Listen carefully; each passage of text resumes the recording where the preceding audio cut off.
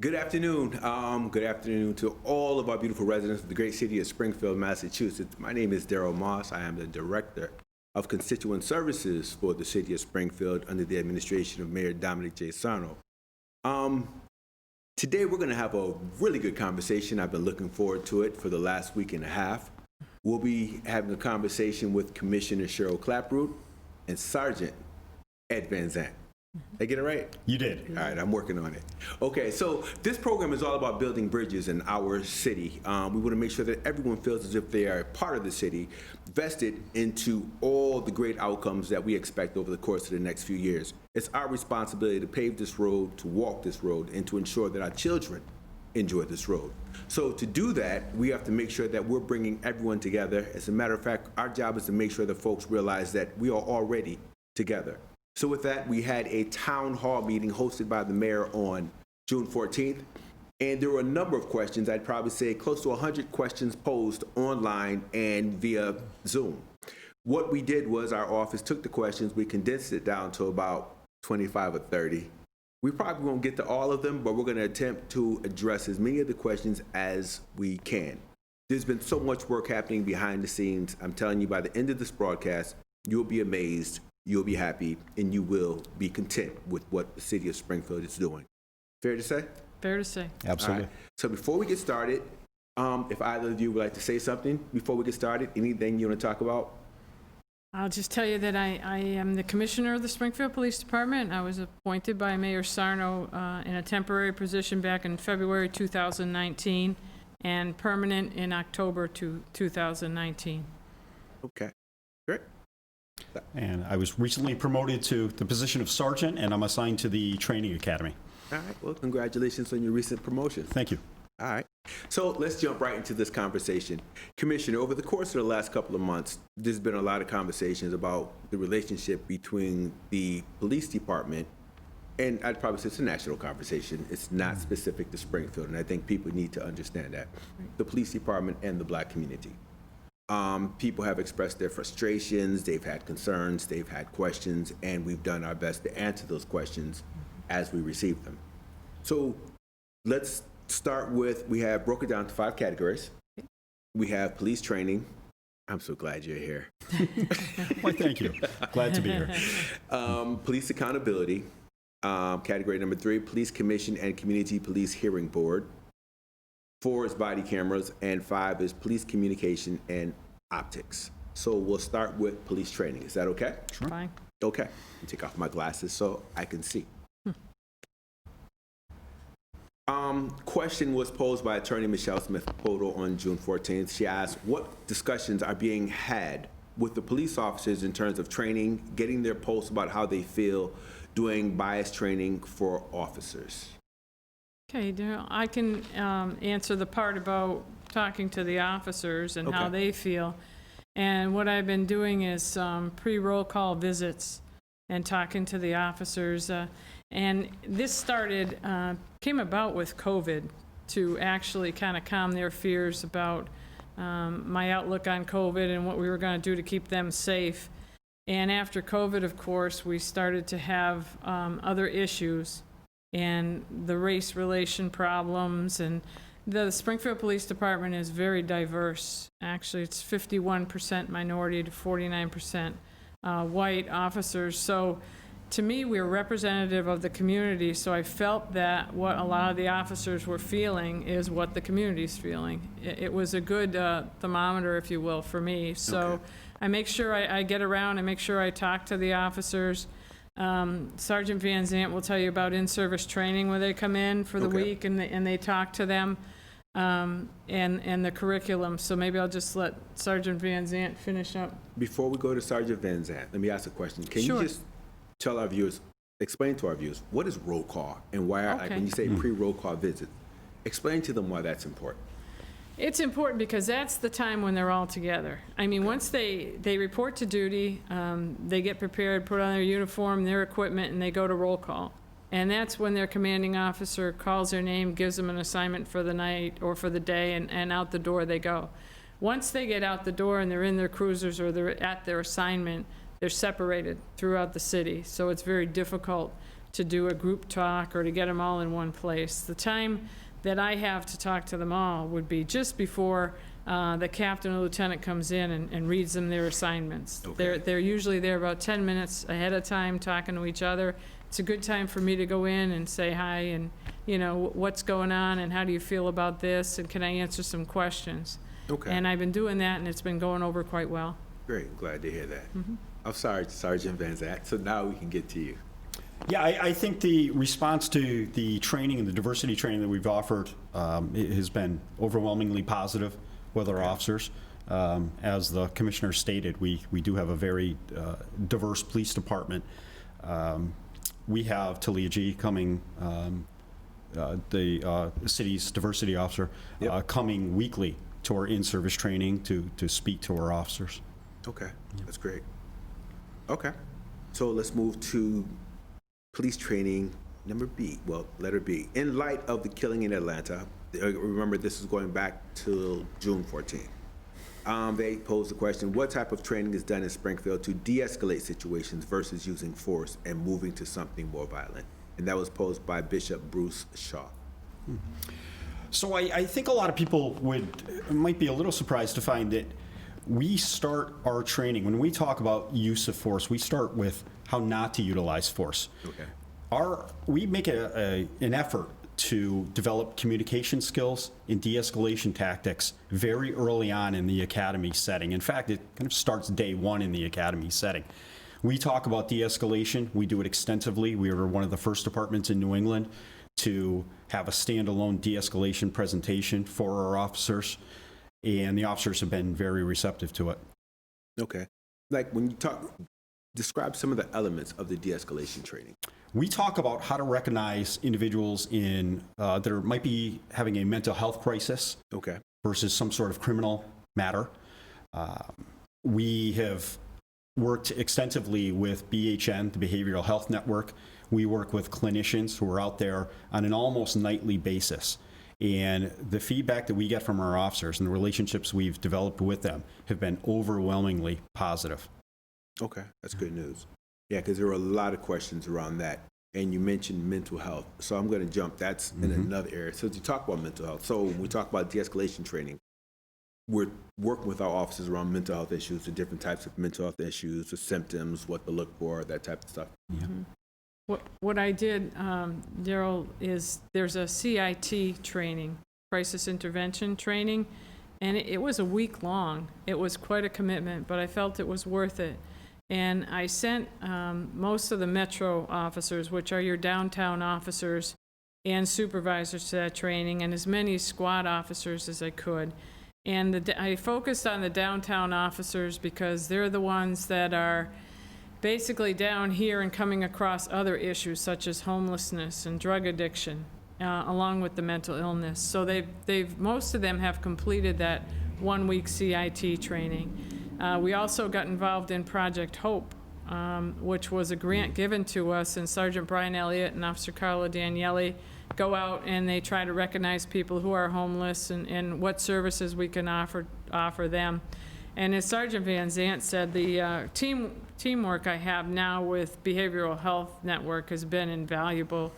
We have a worker with us on days, BHN 1, and one on nights, BHN 2.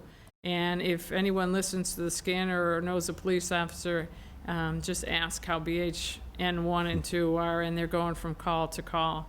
Right. But as they do that with the officers are learning a lot from them. So it's been a great relationship, and I hope to add more. Okay. And I know that one of our former aides works in the housing department, and I see some of the email threads that I'm included on with Sergeant Elliott, Officer Daniele, and some of the others, and the conversations they have around homeless and how to proceed. People would be amazed at how much interaction there is with all of the departments. There's a lot of work behind the scenes. On the surface, you can't see it. You see a cruiser pull up, and you just assume they're coming out and they're harassing someone, not realizing they're gathering information, correct? Correct, and there was a lot of work, you're right, and it kind of parallels our Hub and Core program, and that program there, the police department or any other agency can bring an individual who may be in need of services. Now, it can be law enforcement, it can be the school department they need help with, it can be behavioral health, it can be medical. We have everybody there at the table, and we decide who are the best partners to go meet this person and offer these services to. So it's hand in hand with the same officers. So there's not too many people, especially in the downtown area, that are not familiar to us, which is good because we can relate to their issues, the underlying circumstances, and what's best to give them help. Okay, great, thank you. Let's see, we're gonna go back to the questions. This was posed by Keith Dodds, and it's another training question. Training for police officers to deal with members of the community who have mental health issues, which we've partially addressed. How to deal with that, to de-escalate, be able to identify and understand the main issue, maybe mental health at that time. And I'm gonna tell you, a lot of the questions are gonna refer back to mental health challenges within the community. So we'll probably find ourselves flipping back and forth. But I think we just addressed it. You feel safe moving on to the next one? I think so. If I can just, I can't emphasize the importance of our relationship with BHN, and I attended the CIT training that the commissioner referred to, and it was excellent. And it was one of those trainings, again, it was quite a commitment from our officers. And again, the feedback, overwhelmingly positive. You know what, for our viewers, BHN, what is BHN? Behavioral Health Network. Okay. And they do a lot of psychiatric, clinical, therapeutic type of work, Yes. I'm assuming? Yes. Okay. They're our mental health partners. Okay. Yeah. Thank you. All right. What are the current social, emotional, and trauma training?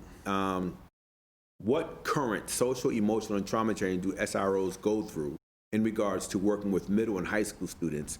And can we create community training for police officers to work with Black and brown communities? And that was posed by Ayanna Crawford. Okay. The SRO, student resource officers, we call them Quebec officers.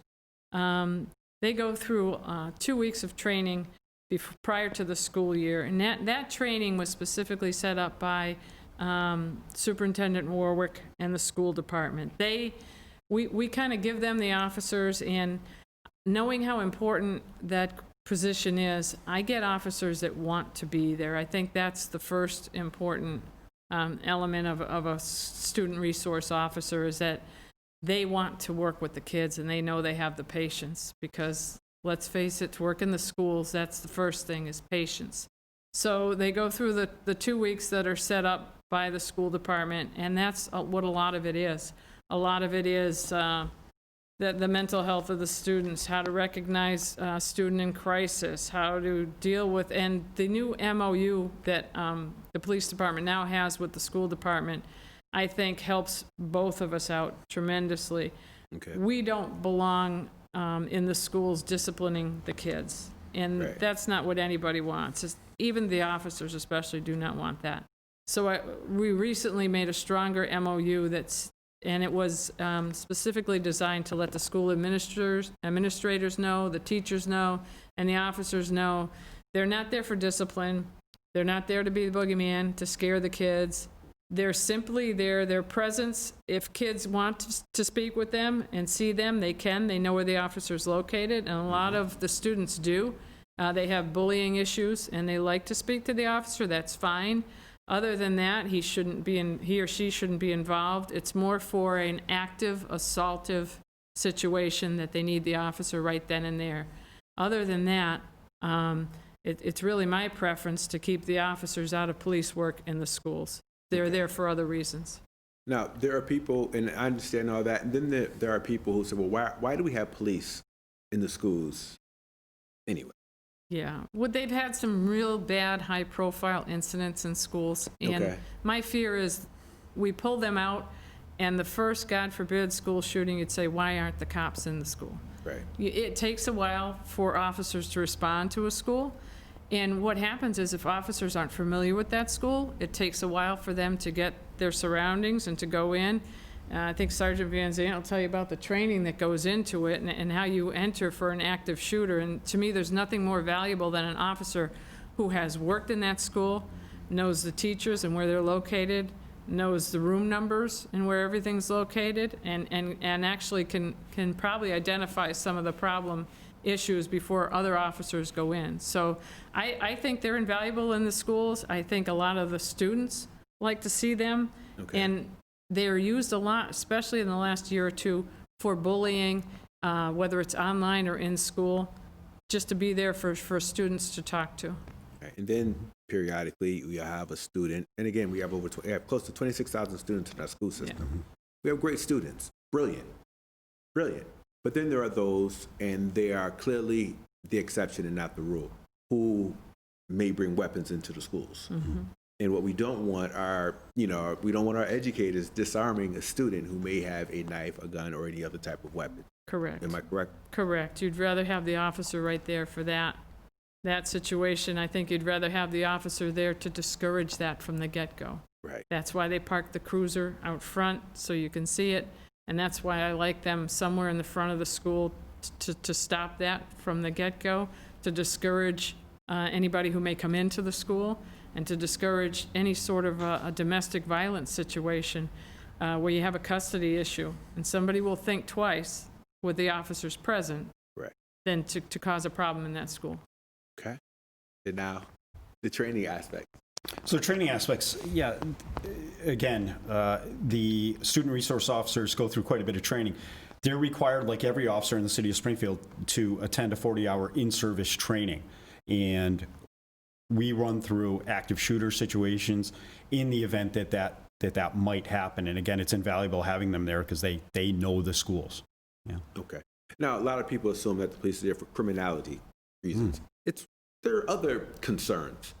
And we're not assuming that our students, I know, it's like I'm speaking for the police department, but we're not there because we're concerned that our young people will engage in criminalized behavior. Not our primary goal, no. No, and I think they're few and far between.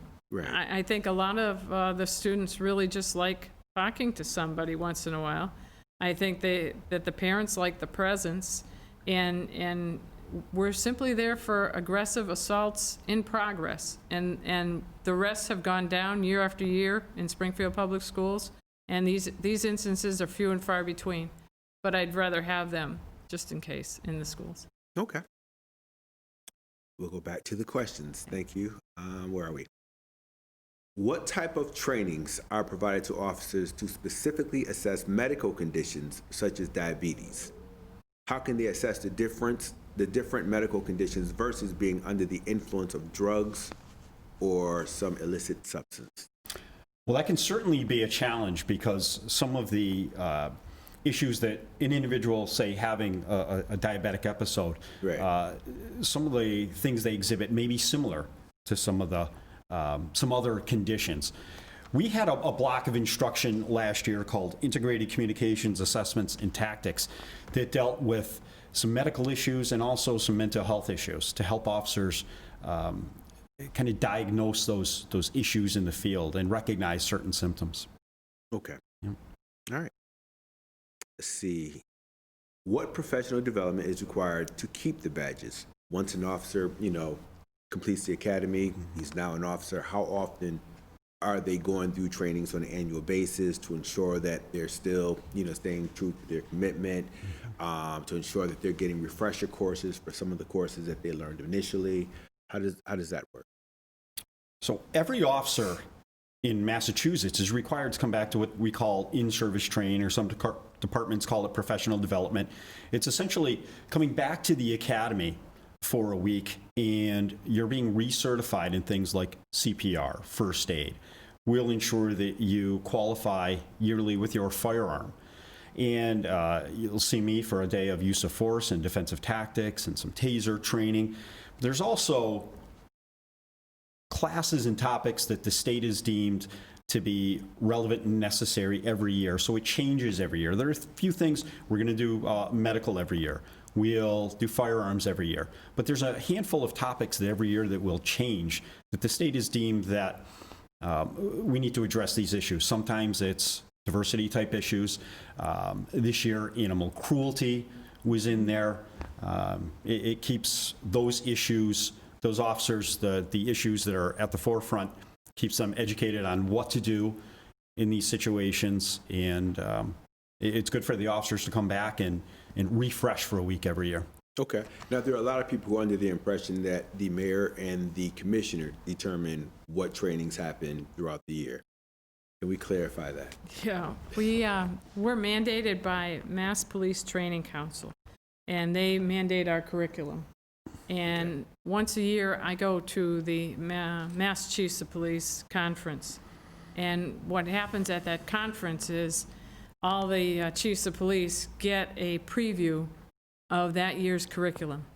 So it's mandated. We have to stick by it. We're relegated to so many hours for so many topics. And I'm seeing it for the first time the fall before the year that it starts. So I kind of knew animal cruelty was coming up and a few topics. Sometimes it's domestic violence. Sometimes it's civil rights. And we're mandated to give each officer in our department so many hours. We really do not have much leeway with that curriculum. All right, so just for the sake of clarity, the commissioner can't just wake up one morning and decide there's going to be a specific type of training. Correct. Okay, just want to simplify folks. All right. I think you already answered this, but I'd like to hear it again. Can members of the community go into the police training to speak with officers about the community? They don't know about our community, so they see us as enemies. They are not our enemy. We want them to go into training so they can have some respect for the communities they'll be working in. And that question was posed by Minister Johnny Muhammad from the Nation. And I understand the question and the frustration, but I think what we've said is we're really relegated to our curriculum. Right. And of course, not anybody can just go in and talk to or teach the recruits or the in-service training. We're pretty relegated as to how that goes. And I will say that Springfield, we still hire 1-for-1, and we still have a residency clause. So we are members of the community. If they were to go in and look at this class that I have scheduled for October 5th, they would see faces of Springfield. It's a very diverse group. It's a group that lives in Springfield right now and has committed to 10 years residency. So you really do have your neighbors in this class, and it has been that way for the last several years. So when we talk about trainings, as posed by Reverend Andrew Dobbin, specific to racial sensitivity. So as we talk about the inclusivity, the diversity, that should impact some of that. It should greatly. Indeed, and we have that training built into our recruit academy. We have classes entitled Procedural Justice and Implicit Bias that deal with those issues. But again, as the commissioner stated, our recruit classes and our department as a whole are really reflective of our community. I'm a background investigator. I do assist in putting together backgrounds of prospective recruit candidates. Okay. Almost all of them have a background in Springfield. They're from Springfield, and they've graduated from the Springfield public school system. Okay, so I'm going to digress from the questions for a second. So your background, talk about the process of bringing in new recruits. How does that work? Like who do you look for? How do you look for? How do we determine who's a great recruit for our city and who isn't? Can you talk? I think I'm not sure people clearly understand that because I don't. Sure. So if you can just clarify that, I think it would make people feel a little bit better as well. Sure. Okay? Starting out. Handle that, ma'am? I'm sorry, I had to ask that one. Sure. So it all starts with taking the civil service examination, and you've got to score well on the civil service exam to become a police officer. It is competitive. You have thousands of young men and women across the state taking it. It's given every 2 years, approximately every 2 years. Mm-hmm. And if you score well enough, and if there's a need, and there's a great need in the city of Springfield for police officers, we may call you, and we do a very thorough investigation. We're going to look at things like your educational background, your work history, your driving history, your criminal history, and then we're picking the best candidates to fill a recruit class. Wow. I will say right now it's tough, Darryl. It's tough times across. It's not Springfield, it's not Massachusetts, it's across the country, because it's a tough era to recruit and retain. I have officers who are leaving early on retirement before they even obtain their 80%. It's dangerous, and I think it's not a lack of respect. It's just what the times we're going through. Law enforcement is not what it used to be, and it's not seen as what it used to be. And until we can, I think we had to prove ourselves all over again to the community and to those that are watching this. We got to say, hey, you know, there's been mistakes in the past. There's some training mistakes. There's some misunderstandings, and it's like starting from scratch to prove ourselves that this profession is worthy, that we still do a lot of good things. I have a lot of good men and women on the Springfield Police Department to do a lot of good work besides making arrests. They're just out there helping people. And the recruitment starts, to me, in the schools, and it's telling students that. It's us getting in the schools and telling them what's available out here when you join the police department and how you can make a difference. And you absolutely can make a difference, you know. And they have to have an interest in it, because the only ones that survive, as Sergeant Van Zandt said, the background check and the interview process, and there's a physical that you have to go through, so you have to be in good health, and then there's what they call the Cooper standards. And I am surprised at the young kids that don't meet the Cooper standards. It's not something that you can just take for granted and say, okay, I'm going to try out for the police department. If you're not in good shape, it's so many sit-ups, so many push-ups, and a 1.5 mile run. Yes, ma'am. It's a 1.5 mile run, a minute of push-ups, a minute of sit-ups, and then a 300-meter run. And about... You just ruled me out, huh? Not necessarily. Not necessarily. But we do have many candidates that are qualified candidates that they fail the physical fitness standards to get into an academy, which have, unfortunately, over the years become a little more lax, but it's not helping our cause too much. Yeah. How about the, I don't know what you call it, so I'm just going to say the psychological portion. Yeah. I speak at a number of colleges throughout the year on cultural diversity, social movement, protest, anatomy of a protest. I spoke at a college, and I'll just say it, Anna Maria College, and I spoke with a group of criminal justice majors. And it was amazing in terms of what they thought police work was and how they seen specific communities, including the Black community. In the conversation, we kind of got off topic because most of them, they're like, you know, I have officers in my family who say, you know, this about the Black community. So, you know, things we see in the news, it's absolutely correct because I know personally because my cousin's an officer, my dad's an officer, and it's just like, well, no, that's not how it works. We're not a monolith. How do we deal with that when people come in with preconceived notions of what law enforcement is and how law enforcement should be enacted in certain communities? I think a lot of that comes with the classes we have sharing their own experiences. Right. I think we're fortunate. Maybe you can't do this in some of the other outlying towns if they don't have the diversity in the class itself. Right. But I think one thing that we do well and we use to our advantage is they come from all different colors, creeds, religions, sexual orientations in our class. So the academy staff is real good with having them talk to each other. Okay. And share experiences.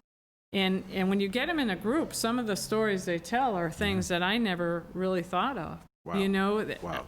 The other day they were talking amongst themselves and they said how different cultures react to death notifications. And I was listening to officers and some cultures react to death notifications very quiet and surreal and they want to be by themselves.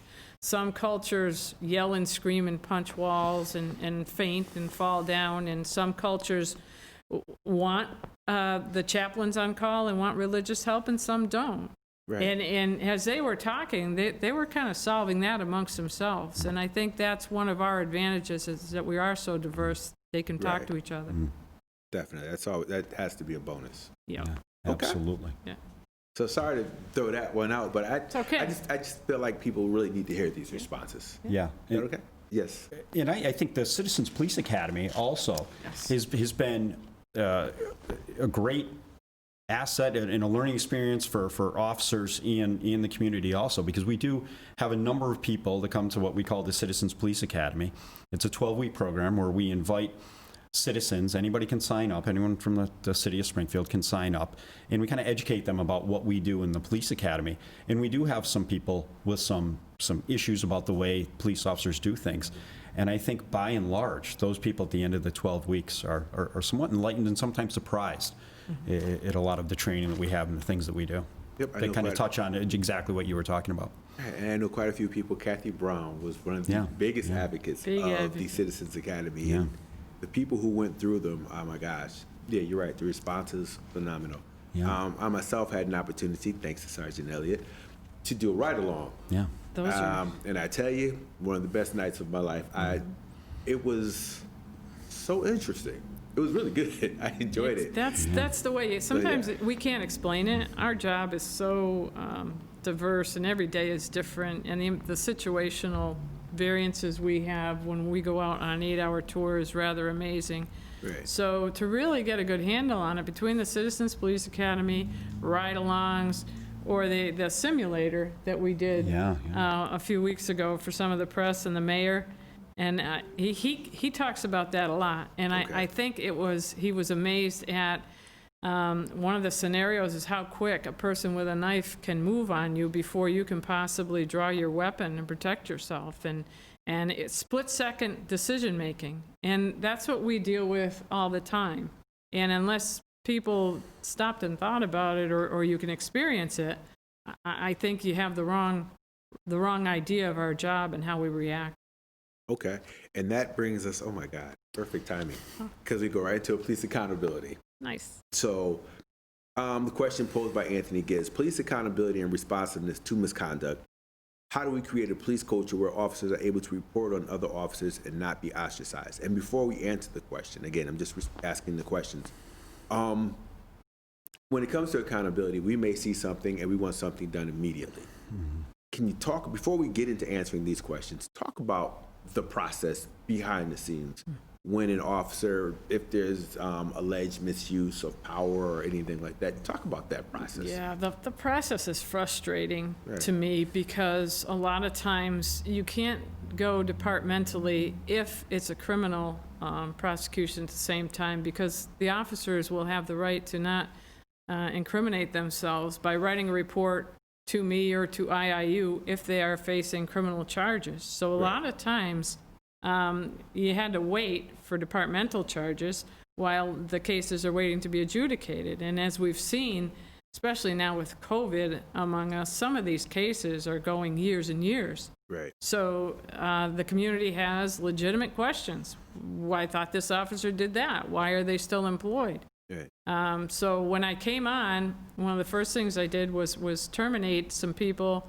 officers, unfortunately, that I felt, even if adjudicated not guilty, would not be productive officers. Okay. So their crimes were of such, and the behavior was such that this isn't going to work out. So we did that. And then I have also been a little bit faster to give the chief suspension right away, and then wait for the adjudication, so that the public would know they did something wrong, they're being held accountable by me, now we're waiting for the criminal case, but here's what's happening, they got the 5 days. They also don't know and aren't aware of a lot of things that we do at the police department. People have been terminated and suspended. It's Right. not something that we go out and tell you about, jump up and down on the front sidewalk, but there's discipline being carried out there on a daily basis.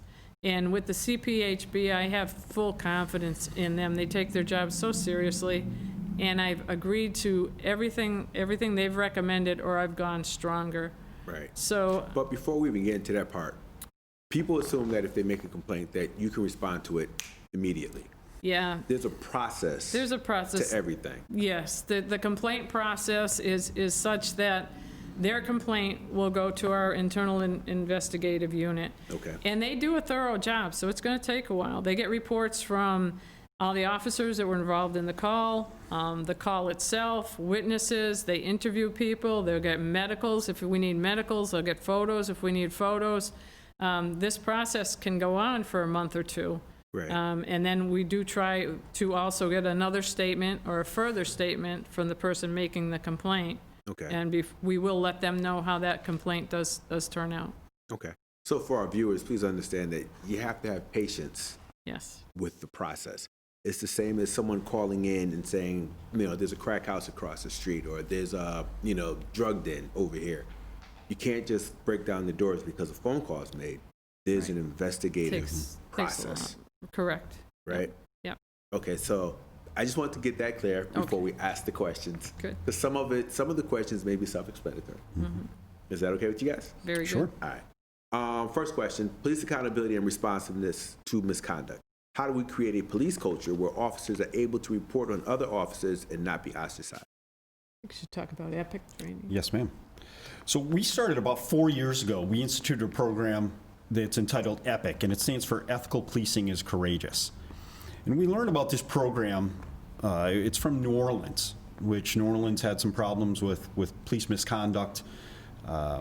To deal with this, they were training their officers to feel more comfortable and giving them the tools to intervene when they saw police misconduct. Anything from your fellow officer being rude to a citizen to things such as misconduct such as stealing to excessive force. Okay. We learned about this program. We thought it'd be a good idea to bring it here, and we brought it here, and we were one of the first communities outside of New Orleans to start this, to teach this class. And since then, several departments across the country have started doing it also. And the feedback from our officers, and that can be a tough thing to talk about, but the feedback from our officers was really, really positive. It was really great training. And that's called EPIC. EPIC. Okay, great. That's good to hear. That answers that one. Let me skip through, just for the sake of time.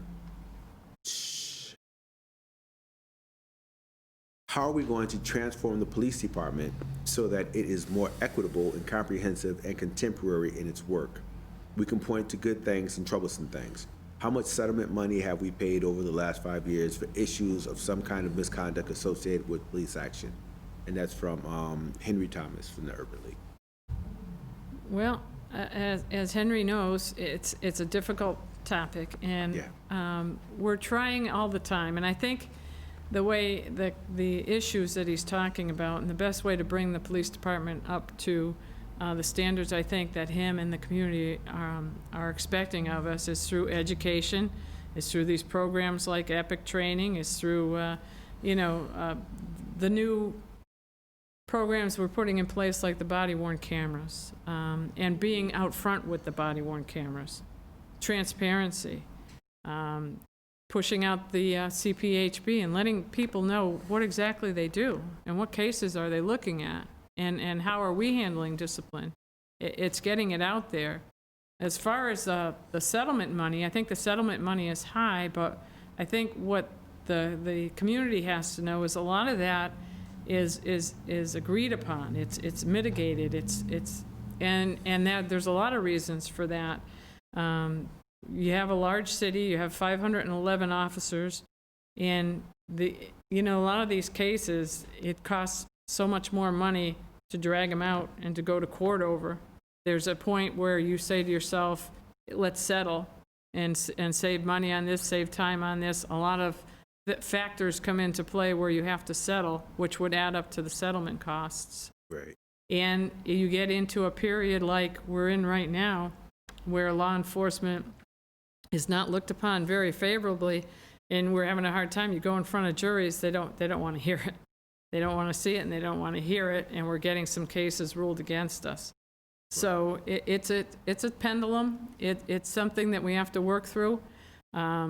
Every time we have invited, because of some of those cases, Attorney Ed Pakula does come into the in-service training too, and he spends a couple of hours with officers, and new officers and old officers, but have been on for 30 years plus, and he tells them about some of the issues going on with some of the civil suits, and what he can help you with and what he cannot help you with.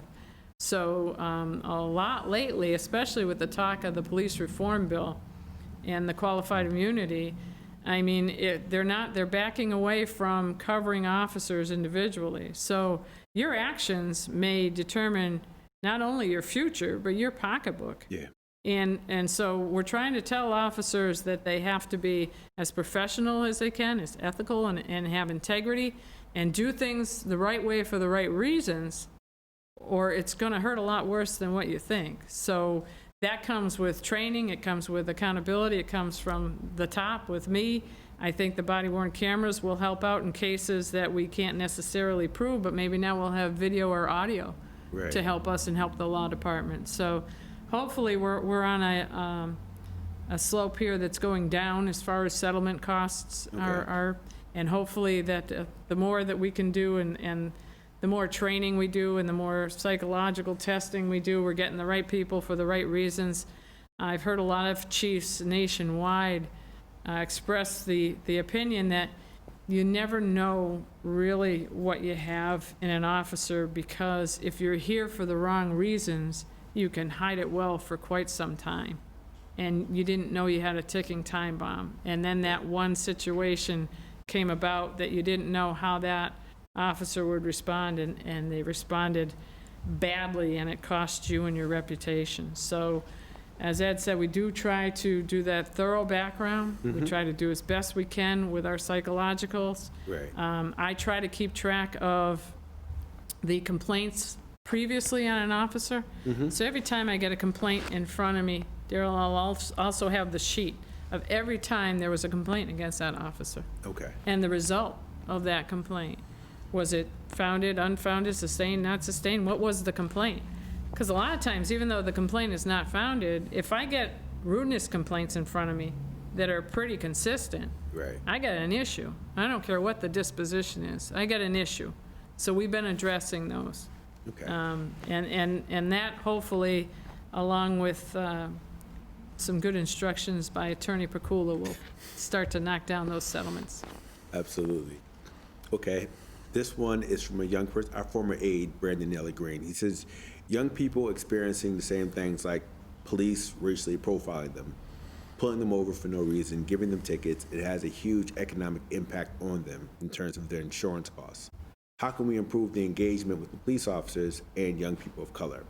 Now, Monday, September 2nd, I had an officer make a U-turn, followed me all the way up State Street, from Commerce all the way to the Aquarius, and then pulled me over. Two-piece suit, gray beard, tie, and I'm like, I didn't do anything. He says, we're just doing a check. Now, when you deal with this type of stuff, how do we separate police officers doing their job from a constituent or a resident feeling that they're being racially profiled, just to give folks a better understanding of what happens there? Yeah, that's very difficult because of the makeup of the city. Right. You know, I mean, I can only, I speak for myself when I say most officers and I, especially me now that I'm old and I can't see, I can't tell the driver with a bad driving profile. Okay. And that's what most officers do, and that's what we encourage them to do. They see an infraction, they're focused on the car, especially the evening and night shift. You know, what did the car do? It's not so much who's in the car, what the car, is the plate good, is the sticker good, is the driving okay? And you profile a bad driver and pull them over for that reason. I mean, every once in a while we'll get complaints that an officer is pulling over either black males or females of different races or young people because they just feel that the young driver is you know, up to something, especially if they're out at night. Okay. And we'll catch that. We get a complaint and we'll look at it, and then it's retraining because sometimes they're profiling and they don't even realize it. Okay. You know, they have it in the back of their head that, okay, everybody who looks 17, 18, 19, and they're out at 1 in the morning, you're up to something. You're Okay. buying drugs. You're doing something. Well, there's 17, 18, 19-year-olds that are getting off work and going to work at that hour also. Right. And not everybody is doing that. So if we get the complaints or if we notice it and we notice that that's the way that the citations are coming in, we do retrain. Okay. And we try to just bring it out there to have them think about it, because like I said, sometimes it's an unconscious stop, and we don't want that. Okay. Thank you. Let's see. Moving on. Where are we at? Okay. Someone asked, will there be a civilian component to review instances of recording on the cameras? I guess we're on to the cameras now. The body-worn cameras? Yeah. The body-worn camera unit has civilians in that unit. It's not all police officers. And there's also an attorney that's in the hiring process, I believe, right now, that will be in that unit also, yes. Okay.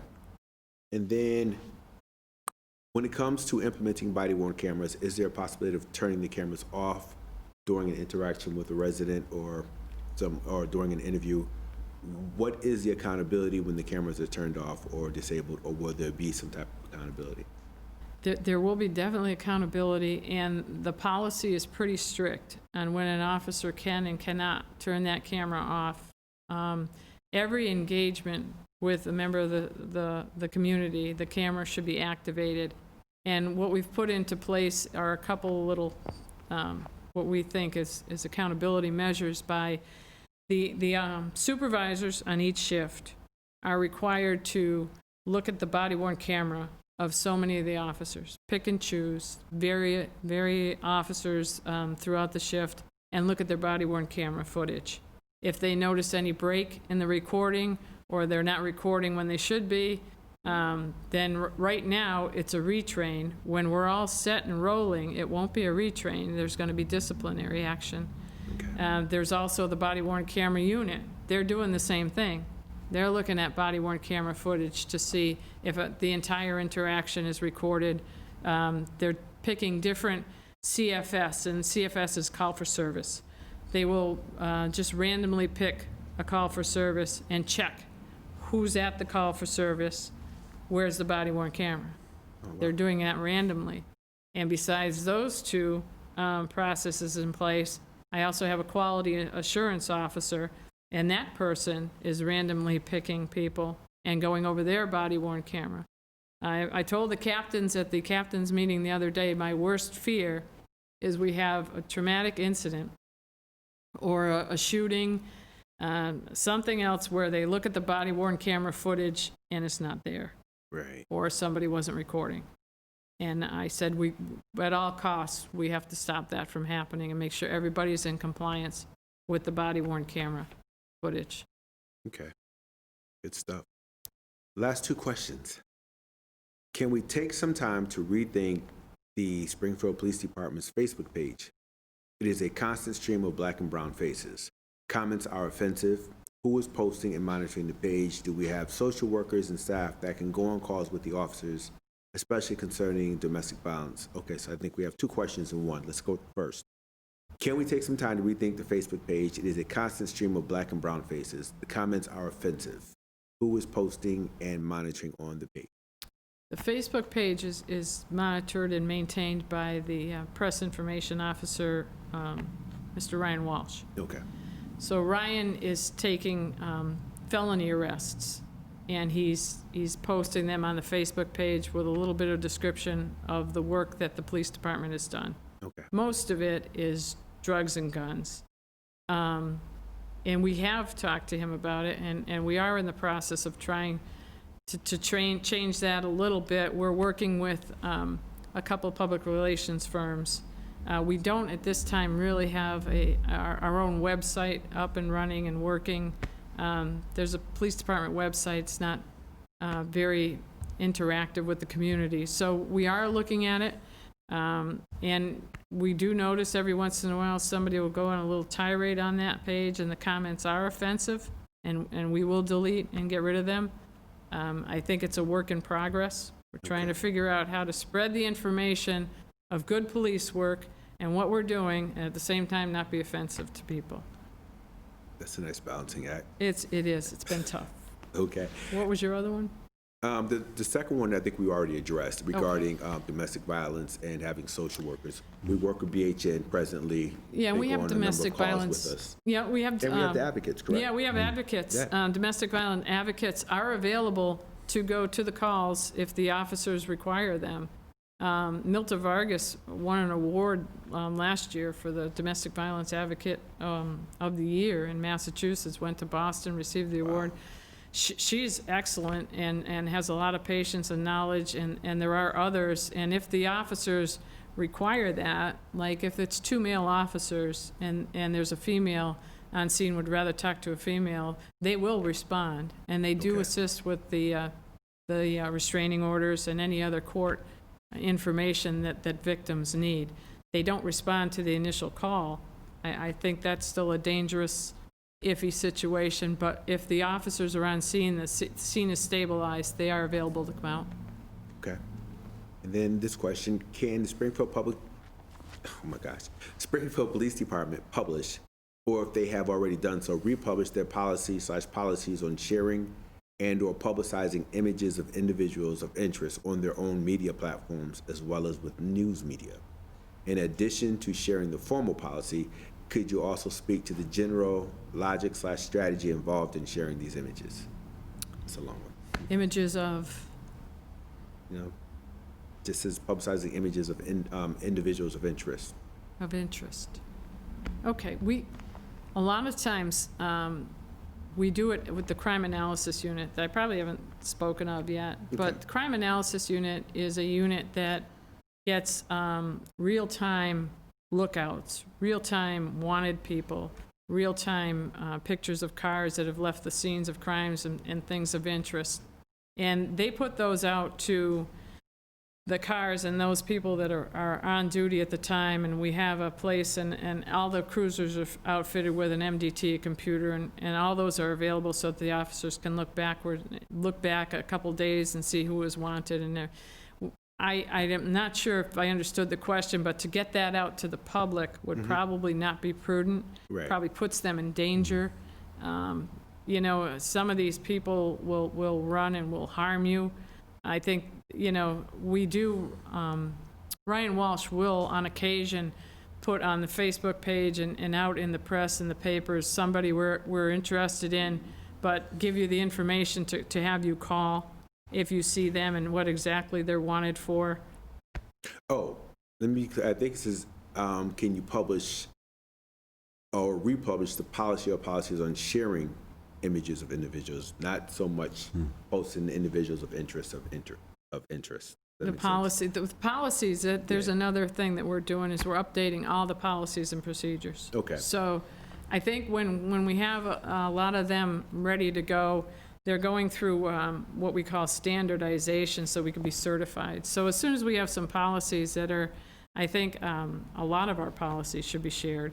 Maybe they should be on the website that we create and say, here's our new use of force policy, here's our new internal investigation policy. There's a unit working to update them as we speak. They haven't been updated since I've been there, so it's taking, it's quite the task. It's the arduous task to do that, but we're getting there, and I think they should be published, yes. Okay. Compliment and complaint process. We have a complaint form, but I just think people need to understand that there's a compliment side to that as well. Could you talk about that? Yeah, every once in a while we get one, and it's pleasure to read. It's nice. It's compliment or complaint, and they are online now. You can go online and get it, or you can go to 130 Pearl Street, or soon the new office at 299 Page Boulevard, or City Hall. Yeah. And it's not just to complain about officers' actions or inactions, but did an officer do something nice that you appreciate? Did they take the time to go out of their way and help you out? You know, I've gotten one, I got one yesterday, and these officers went to his house. He didn't have electricity, and it was on a hot day, and they responded, and the officer that responded went down to the fuse box and tried, but couldn't figure it out. And one of my lieutenants coming on duty at midnight is actually an electrician, and got him before his shift and helped him out because he was an elderly gentleman, and we got him going, and it was a beautiful card. And thank you, and we love to hear that also. Okay. And I'd be remiss if I didn't ask you about the youth and community involvement. We have great programs like the C3 programs, South End, Mason Square, North End, and I'm missing one. East Forest Park, did you say South End Forest Metro? Park. Yeah, Forest Yep. Park Metro. Yeah, you're right. You know what's slowed down the involvement is COVID. Yeah. Unfortunately, what a shame, because we were on a roll. We have a lot of good events for the kids. We did sports programs. The basketball program we had 3 weeks ago was great. Yeah. Well received, you know, and that's what we like getting involved in, because to me, that's when we get to know people best, is when Right. we're doing something that they enjoy. Right. I mean, you can sit and talk to an officer, but let's face it, if you're a young kid, 10, 12, 13, even a young teenager, you don't want to sit there and talk to me or you don't want to talk to Ed.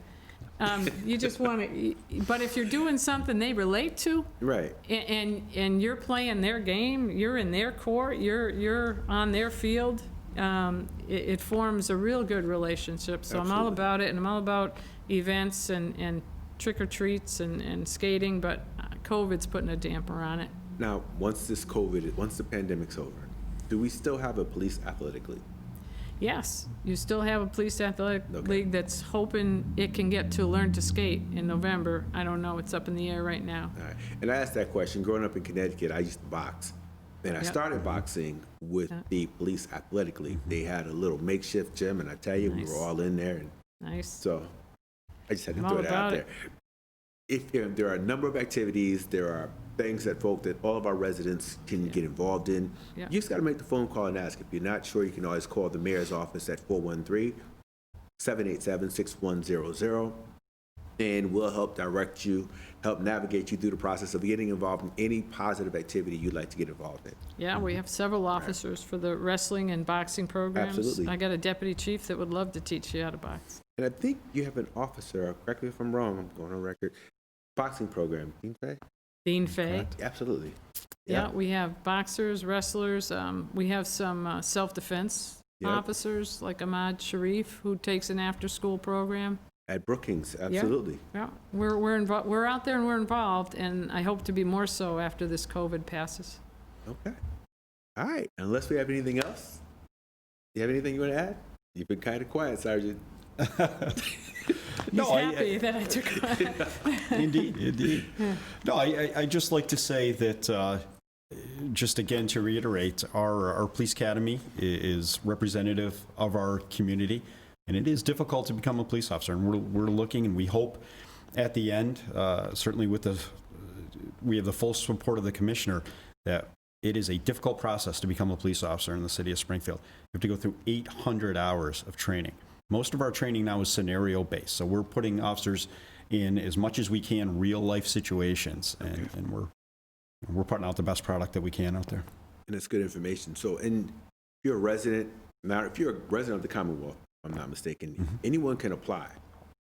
It's going to be work, but it's worth it at the end, correct? It's going to be work. Absolutely. But you know what? You can do it if you have a passion for Absolutely. the job. And there's a lot of young people out there that really do have a passion to help people and a passion for law and order and want to make a difference. And if that's your passion, you can do it. All right. Wise words.